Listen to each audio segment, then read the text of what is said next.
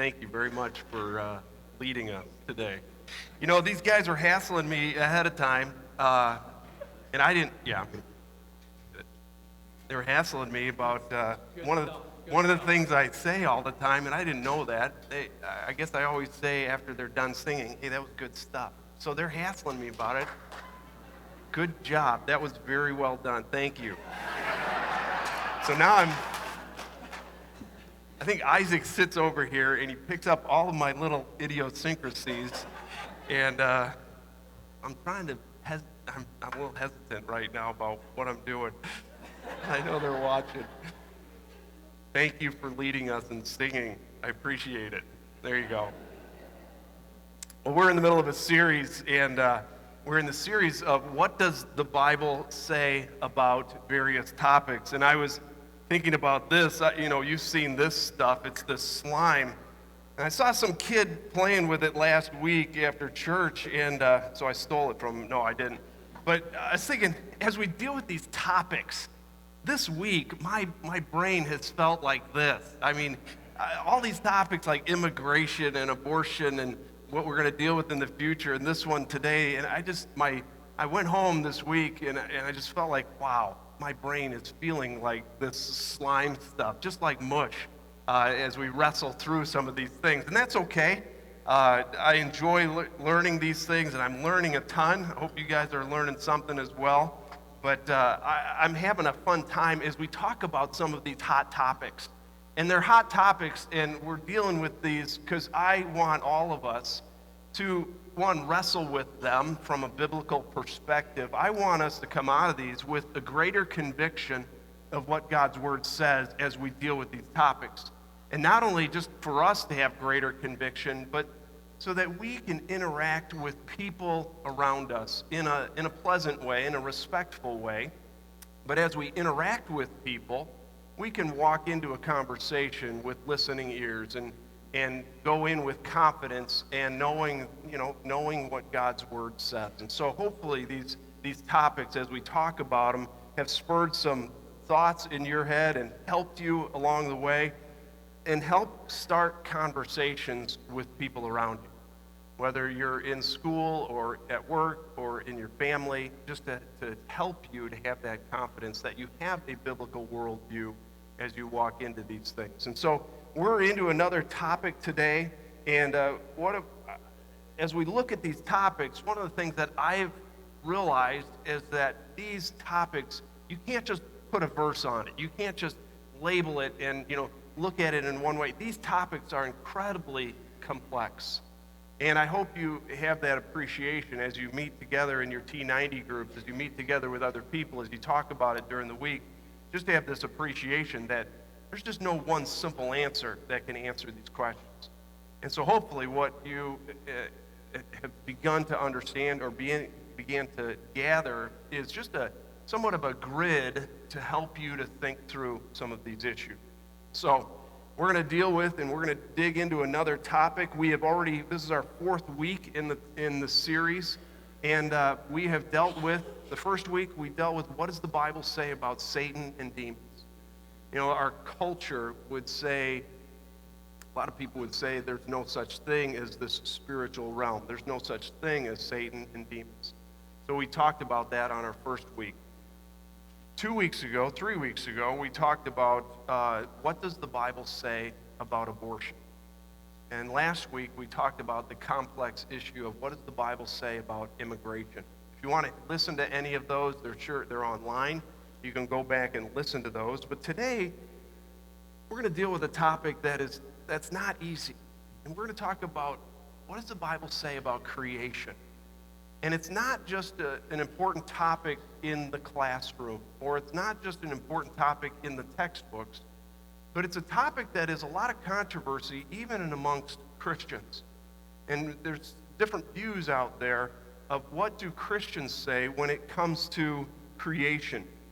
And there's questions like these, and these are just a handful, but how does science fit with the beginning? Are these stories, these things that we read in Genesis, the Genesis account, are they real? Did Adam and Eve, were they real people, or are they just stories? How old is the earth actually? What does the Bible say anything about that? And the questions go on and on. And as you know, like all of these topics, there are books and books and books and studies on these issues. This issue of creation, there's just so much. I've tried to immerse myself in a lot of it this week, but not only is there a lot of books, but there's a lot of emotion behind this as well. And so we're going to delve into this, and we're going to talk about it a little bit, and look at what does the Bible say. So I want to give you a little bit of a framework here and give you a picture of culture in general and what do they think about this topic. Now it said, according to, I think it was a Pew Research, they said this: 33% of all Americans say that humans evolved due to the processes like natural selection, with no involvement by God or a higher power. So 33%, a third of our friends and neighbors would say evolution is the way that creation came about. 48% of people around us believe that human evolution occurred through processes guided or allowed by God or a higher power. Evolution happened, but somehow God intervened. Then 18% say that humans have been the same since the beginning. So, that's where we stand. That's our culture. Those are our friends around us.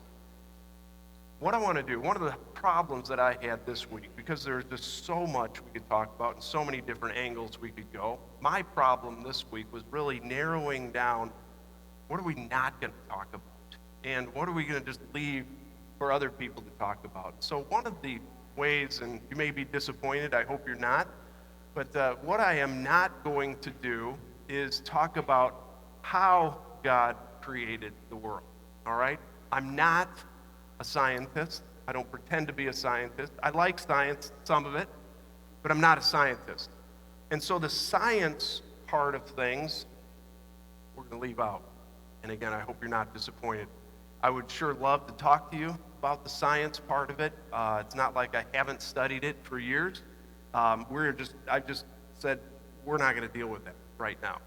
And so what I've done, just like the other talks, I've created a resource page, and that's on our website. If you go on our website, you can look on the resources tab, and under the resources tab, you can see what does the Bible say about, and it just gives some articles, gives some web pages, gives some things like that you can do some further research and answer some of those scientific questions. So again, I apologize for that. But here's what we're going to do, is we're going to talk about why God created and what does that mean for us? What does that mean for you and I? So we're going to look at some scriptures on that, and again, there's a ton on this, and there's a lot of evolutionary teaching out there. There's a lot of creation teaching out there. We're going to whittle it down and just talk about why God created, not necessarily how God created. One of the problems you have, though, is that as people talk about evolution, as we read the first book of the Bible, Genesis, with evolution on our mind, or how do we combat this, we read the scriptures in a certain way. And we forget, or we don't look at Moses, the author of Genesis, what he was trying to do, what his purpose was. So we're so busy trying to disprove evolution or prove our way of creation that we forget the reason why Moses wrote the book in the first place. And so that's what I want to do, really, is look back here, put yourself in Moses' position here, and I want to start by looking at the background of Genesis and what's happening here. Put yourself in Moses' place. He is leading over 2 million people out of Egypt, all right? He's leading them out of there. They have been in captivity in Egypt for 400 years. And these people that have been enslaved in Egypt have been watching the Egyptians. They've been watching the Egyptians worship. And the Egyptians worship a number of different gods.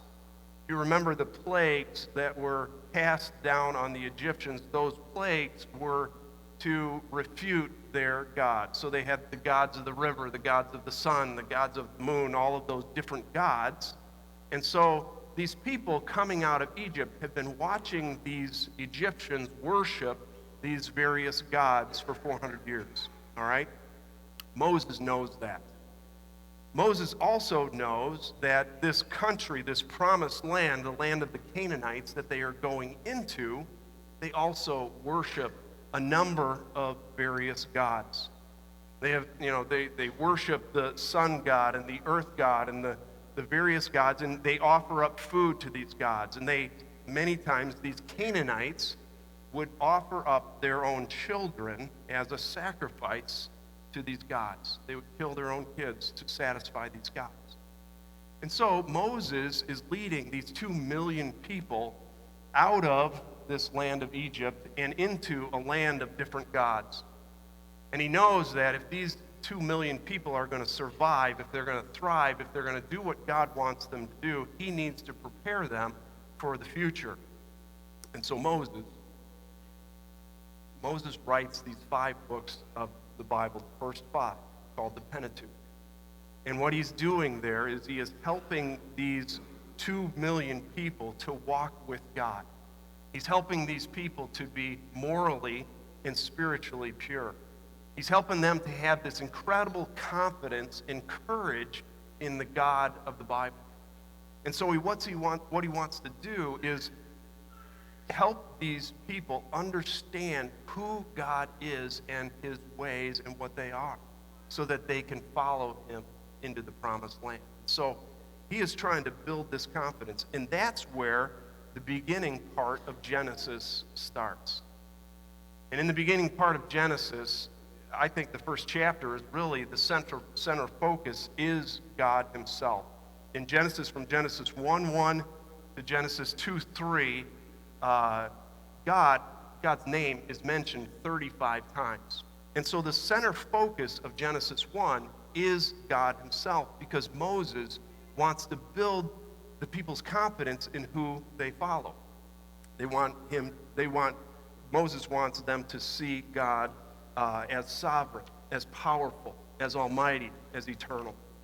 And so one of the things Moses does here in this first book of Genesis is he really lays out what God's plan is. He lays out some basic theology for us. If you've read Genesis, you'll know this, is that some of the basic teaching of the book of Genesis, I don't know if you can see that or not, but he teaches about the Trinity, the schemes of Satan, the fallen nature of man, God's sovereign election and saving grace and justification by faith. He teaches about security of the believer, the need for holiness, the power of prayer, God's judgment on sin, his promise of a Savior, world missions, and on and on and on. So what Moses is doing here in Genesis is teaching these people how to walk in a way that honors the Lord, in a way that's morally and spiritually right. And so he teaches them basic theology in Genesis. But he also goes on, and as you know, the name Genesis means origins. And he teaches about, it's the book of beginnings. He teaches about the beginnings of various things. And you'll see in the book of Genesis, Moses teaches about the beginning of the universe, the beginning of life and man and the 7-day week and marriage and family and sin and sacrifice and redemption and death and the nations and governments and cities and all of these things. And so he's teaching about the beginnings. He's helping them to move into this new culture and this new place. And as you know, you've read Genesis, maybe you've heard about Genesis before. He begins Genesis with a sentence that is just packed with great theology and great things. And we're going to unfold this a little bit. He says, "In the beginning, God created the heavens and the earth." And so right there, in the beginning of Genesis, the beginning of the book, the beginning of the entire Bible, Moses is assuming that there is a God. He doesn't prove that there's a God. There's no proofs for God being. He just assumes and has the assumption, everybody that's following me, everybody knows that God exists. And he's saying, in the beginning, God created the heavens and the earth. And so he says, he goes on to say, why did God create? Why did God create? There's a lot packed into this, and let's unpack this a little bit. If you're writing in your half sheet of notes, you could write this down. First reason God created, first reason he put us here, first reason why all of this is around here, is he just created it for his own sake. He created it because he wanted to create it. He just did. Look at this passage, Psalm 104. May the glory of the Lord endure forever. May the Lord rejoice in his works. He gets incredible joy just because of his creativity, because of his handiwork, because of the things he does. He just has joy because he created it. He made it. The next one in Colossians 1, it says, for everything was created by him in heaven and on earth, the visible and the invisible, whether thrones or dominions or rulers or authorities, all things have been created through him. And why? And for him. He created things just for his own sake, just because he wanted to, just for his own enjoyment. And so he did it for his pleasure. It's not like he was dependent on anything. He didn't have to do it. He just did it because he wanted to do it. The second reason he created was for this reason. He said, God created to express his sovereignty. And sovereignty there means control. He's in control of everything. He controls all things. He is in total control of anything that ever is or ever will be. So, in Psalm 89, it says, the heavens are yours. The earth also is yours. The world and everything in it, you founded them. He does this, he creates to show that he is in control of all things. Psalm 24, the earth and everything in it, the world and its inhabitants, belong to the Lord. Again, he created to express his control, his sovereignty. Thirdly, in the beginning, God created everything. Why did he create? God created to reflect his character. The creation, things that he creates, reflects who he is.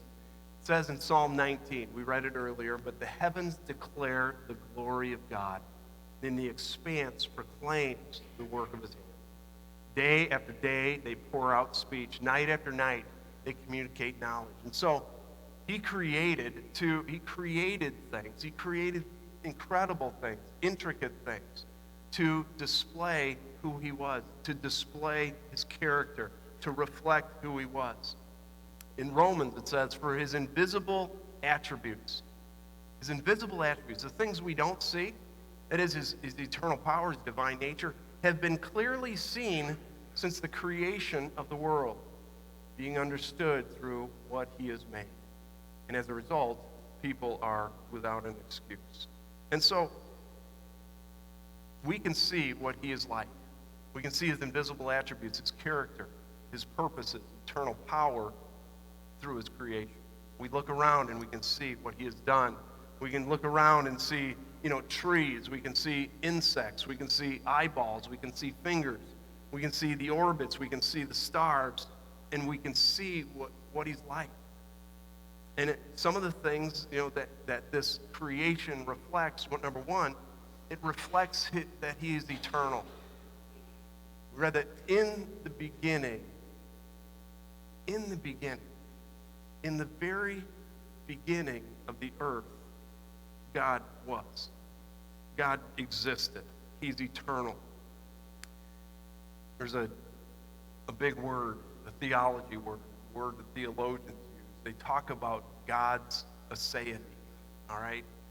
What that means is God's aseity means that he existed before anything existed. Think about that. That's mind-blowing, isn't it, right? You go back to the very beginning of time, before anything was here, before matter was here, before elements were here, before mountains were here, before air was here, before stars were here, before orbits were here, and there was nothing. There was nothing but God. And that's what theologians call his aseity. And let's see, it says the aseity of God means this. It is the absolute independence and self-existence of God. Think about that for a minute. It means that God is the uncaused cause. He's the uncreated creator. Before the beginning of time, God existed. He didn't need anything. He didn't need us. He didn't need creation. He didn't need anything. There was just nothing but him. God existed without anything. He depended on nothing else. He didn't, he doesn't need us. He's not created for us, but, he's the source of everything. Everything came from him. That's a mind-blowing concept, isn't it? I mean, before anything ever existed, God was. God, and that's what we mean by his aseity. And he didn't need us. He didn't need anything. And these two verses summarize it in Isaiah. For I am God, and there is no other. I am God, and there is none like me. There is no other being like him. And so Moses writes these things for people that were in and amongst the Egyptians, amongst all of these other gods. He wrote these for, he knew that they were going into the Canaanites. And so he says, there is no other God. In the beginning, God created everything. He stands alone. And then in Exodus, it says, I am who I am. And when you read that, and Jesus said that in John, you'll remember that. Jesus said, I am. And what that means is, I am the self-existing one. I need no other. I stand alone. And so God is eternal. God never changes. Nothing ever changes about him. He was eternal before the world even started. He's eternal after the world gone. He's eternal that way. He's eternal this way. He's just eternal. He just always has existed. It says this in Psalm 90. Before the mountains were born, before that point in time at the very beginning, before the mountains were even born, it said, or you gave birth to the earth or the world, even from everlasting to everlasting, you are God. God is eternal. He doesn't change, and nothing changes about him. And Moses wanted us to know that, wanted people to know that as well.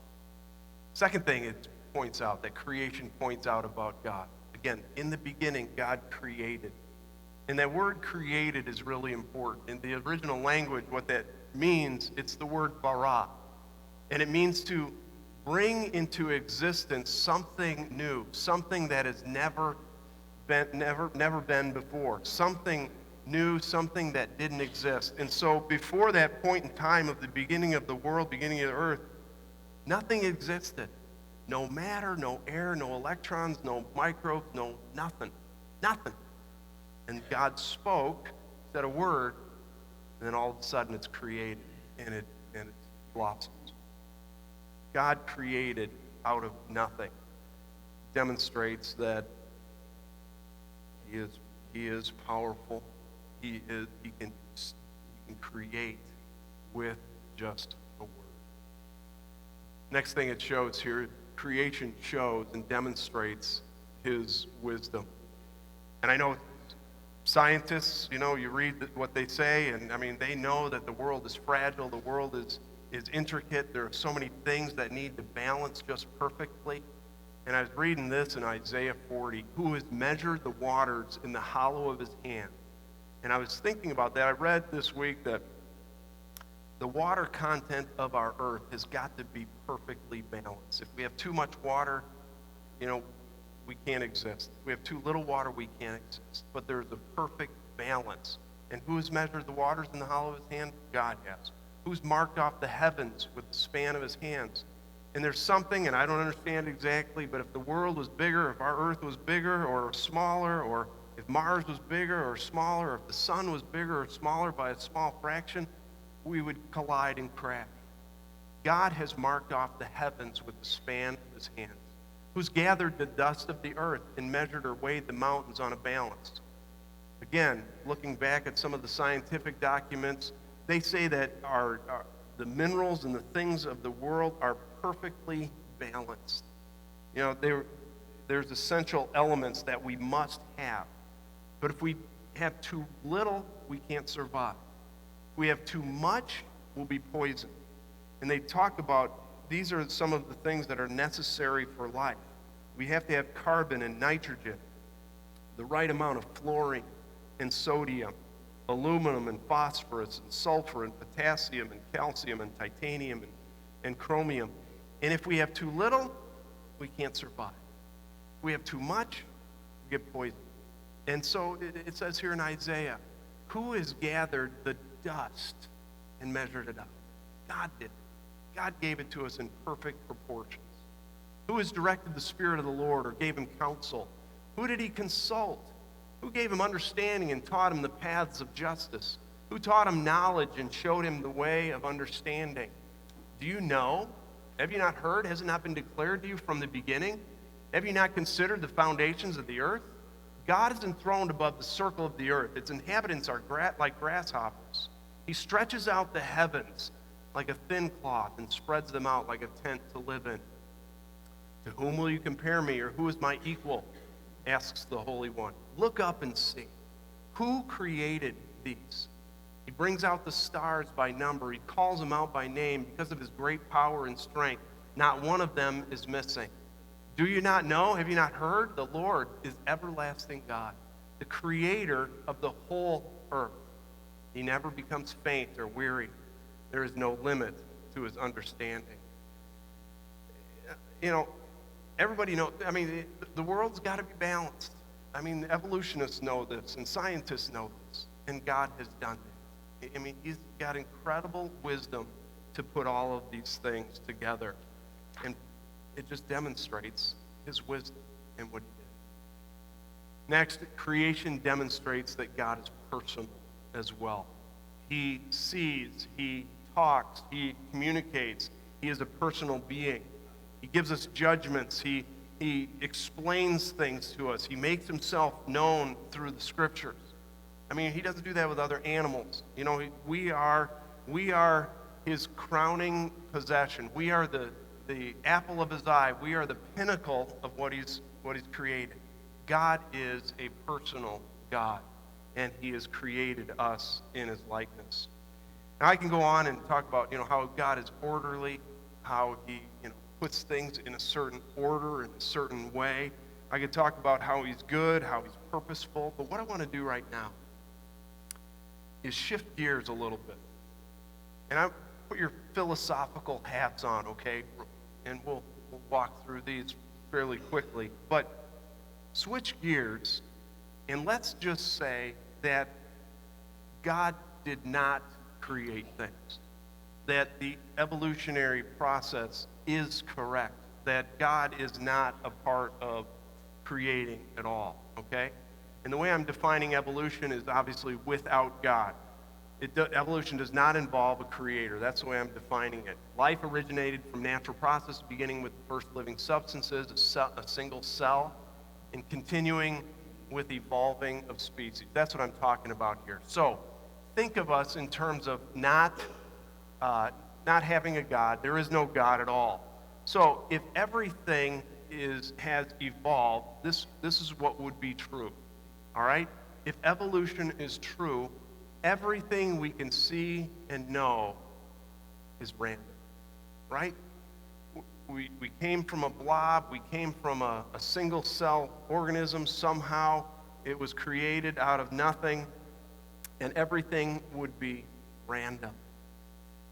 The mathematician recently did a study and said, they were talking about the odds or the likelihood of us evolving to this point where we are today. They said of all the things that sequentially have to happen for us to be like we are today, they were saying, what are the mathematical probabilities of that actually happening? And I think, if I read it right, they said the odds of us evolving to be what we are like today would be like 1 times 10, and then you have 24 million zeros after that. And they said it would be the likelihood, the same likelihood, the same odds of you winning the lottery 3 million days in a row by buying just one ticket. It's just astronomical. So the odds, and scientists know this, the odds of us evolving to where we are today are just so astronomical that it just doesn't happen. I mean, it's so all that to say is, if evolution is true, everything is random, and it just obviously wouldn't work. So the next thing is this: humans are neither special or unique. If evolution is true, we're not special. We're not unique in any way. And again, back to this blob, I was thinking, we are no more special than this right here, right? If evolution is true, there is nothing special about us. We are no different than pigs. We're no different than animals. We're no different than a blob of slime. We just happen to get here randomly. We are not unique in any, that doesn't come off my hands now. We are no more special than this here at all. We're not. So, there we go. Awesome. Yeah, right, but it might be. So, again, we're not any more special than anything at all. All right? The third thing, if evolution is true, there's no morality. There's no right or wrong. Who determines if something is right or wrong? If we are simply a blob, simply random, there's no explanation for what makes something right. Some of you know this. I was involved with Campus Crusade. They call it CRU now, on the college campus. And one of the things that we did on the college campus is that we would go to students and we would conduct a survey. And one of the survey questions that we asked was, if you had maybe a sixth grader as a son or a daughter or a friend who was a sixth grader, and they came up to you and asked you the question, what makes something right? What makes something wrong? And you were to explain this to a sixth grader, what would you say? How would you explain what is right or wrong? And now, some of the opinions we got, some of the answers we got was this. The government tells us what's right and wrong. Or, yeah, right, amen. Our community or our culture tells us what's right or wrong. Or some people said it's what we feel is right or wrong. Interesting, isn't it? I mean, that's the way you determine what's right or wrong. And I push back a lot of times. I love doing this, but I push back on them. And I say, okay, if that's true, if government or community or schools or your feelings or whatever govern what's right and wrong, was Hitler right or wrong? I mean, he killed, 6, 10, 11 million people. His government said it was right. The community he was around said it was right. He felt it was right. So according to your standard of what right and wrong is, he would be right. A lot of times they would say, I guess you're right. It's sad, isn't it? Without God in the picture, if you believe in evolution, there is no standard for what is right and what is wrong. There's nothing. I mean, we're just a bunch of amoebas, a bunch of blobs. The fourth thing, if evolution is true, the weak don't need protecting. I mean, it's survival of the fittest. If you're old, if you're unborn, if you have, blonde hair, if you're not as smart, or, if you don't live up to a certain standard, there's no need to protect you. There's no value in human life at all. Again, you're a blob. If you're not productive, if you're not helpful for society, then forget you. The fifth thing, if evolution is true, is that there's no spiritual realm. There's no God, there's no heaven, there's no hell, there's no demons, there's no Satan, there's no spirit.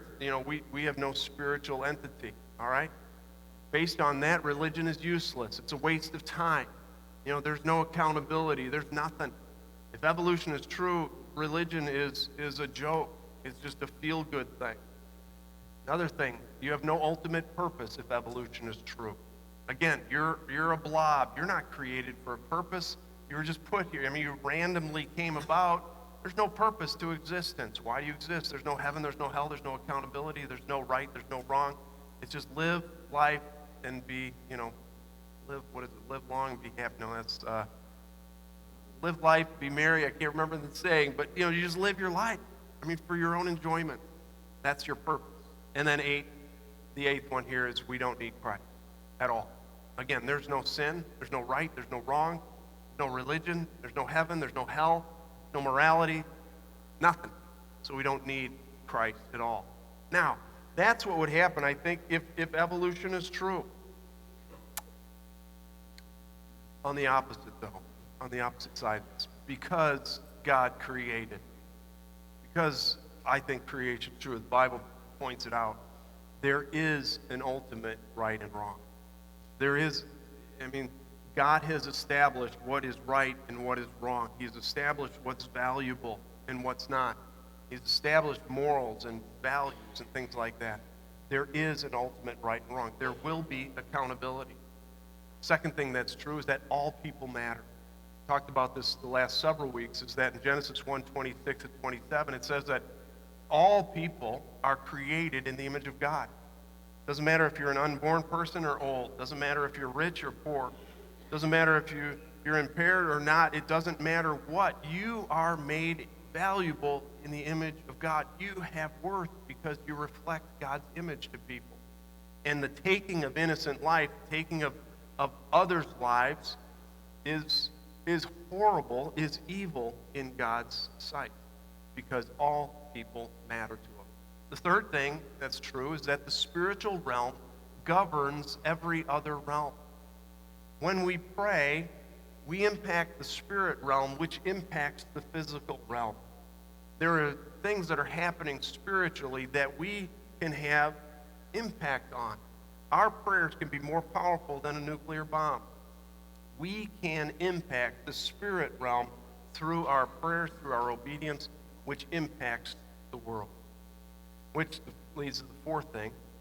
Theology, not science, is the ultimate discipline.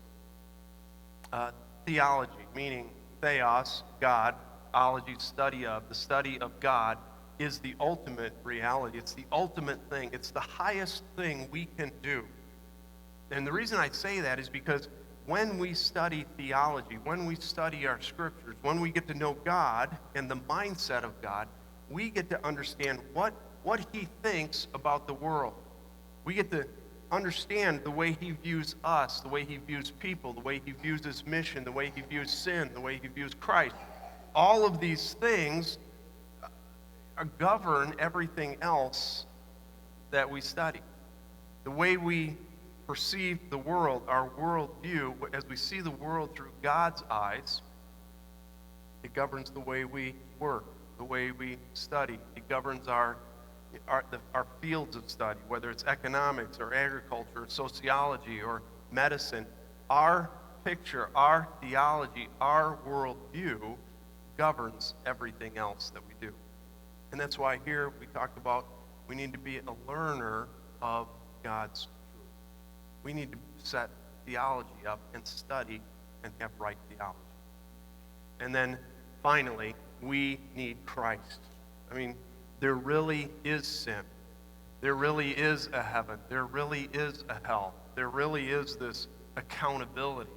And we need a Savior. And that Savior is Christ.